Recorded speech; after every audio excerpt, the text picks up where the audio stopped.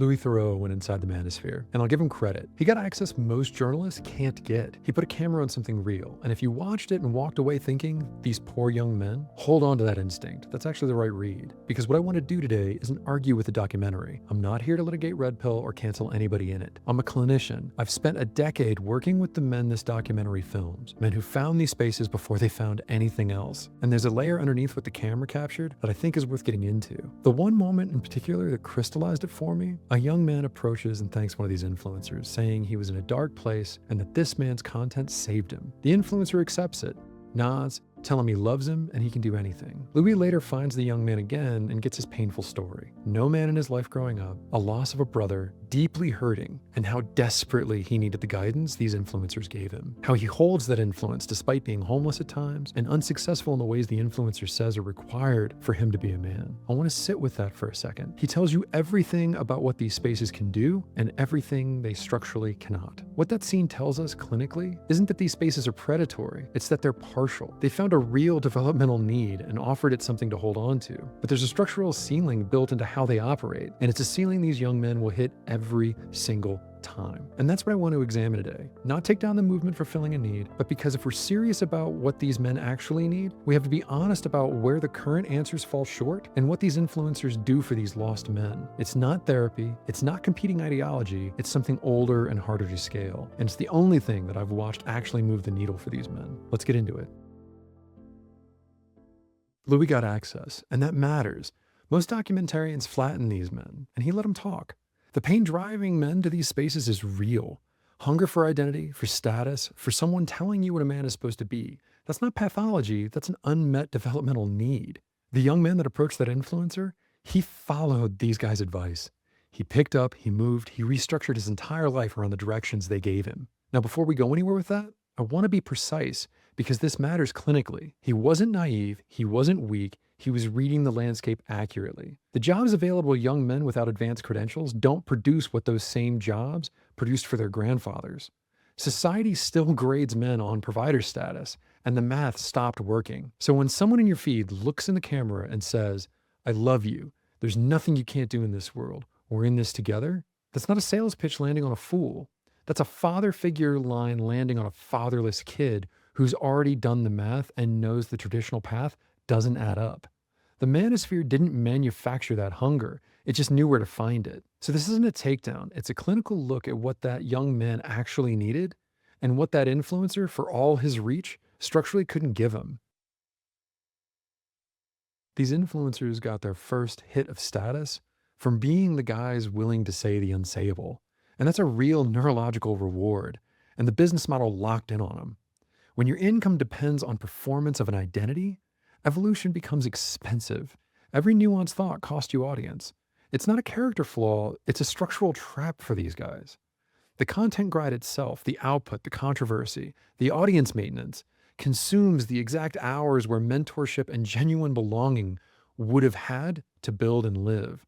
They're not missing by accident. So when we say there's no room for mentorship, we have to be honest about what we're actually asking. We're not just asking a man to slow down. We're asking him to take a financial hit, absorb the loss, and sit with someone who might ask him to change all at the same time. That's not simply avoidance. It's a reset with a real invoice attached, and for anyone at any income level, that's a significant ask. And so when you look at these young men who are influencing these other hurt young men, and you start throwing shade at them for giving them what worked and making a living, be careful with that. It's an easy trap to get caught in, and it's worth naming. What the documentary couldn't name, the bunker mentality these spaces create, it isn't strength. It's a trauma response that markets itself as strength. It goes back to that fan. A young man without a map or a man to show him the way found the red pill movement. It answered his questions. How can I be safe in an unsafe world?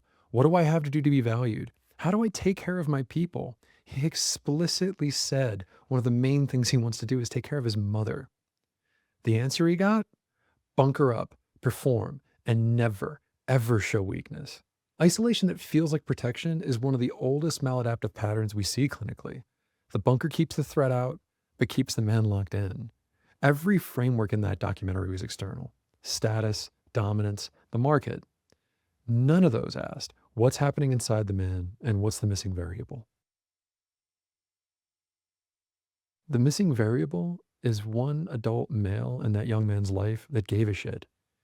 When we look at all the data around how guys in particular recover from trauma and children in general, all it takes is one adult who's engaged and cares, guiding that young person to something other than what their trauma is providing for them.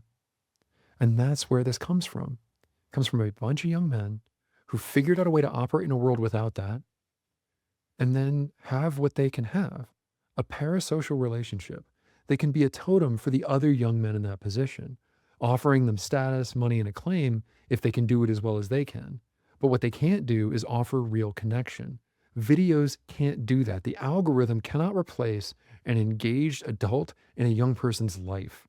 You can't monetize it, but you can demonstrate it. Real mentorship doesn't scale, it compounds. One man, a few younger men over time. The algorithm can't replicate that. It can't replace it. And the manosphere can't fill that hole effectively.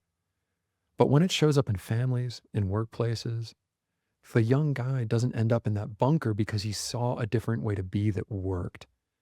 Mentorship doesn't come from a video. We need men to be invited, and we need them to show up with all their imperfections and care to help these young men have a place to go.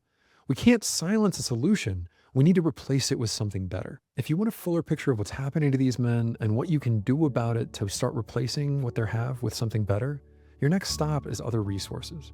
Find other powerful voices in the space. Richard Reeves and Scott Galloway are leading the charge on the research side, and us clinicians, we're working to fill the gaps they're uncovering. Pick your entry point and keep pushing. We need you.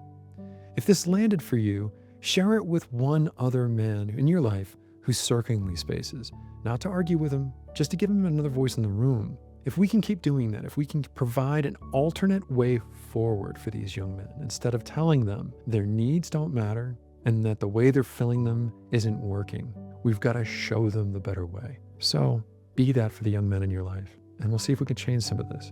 This is Tim Winnicky on American Masculinity. Thank you so much for being interested in this, and I hope it helps you show up for the young men in your life.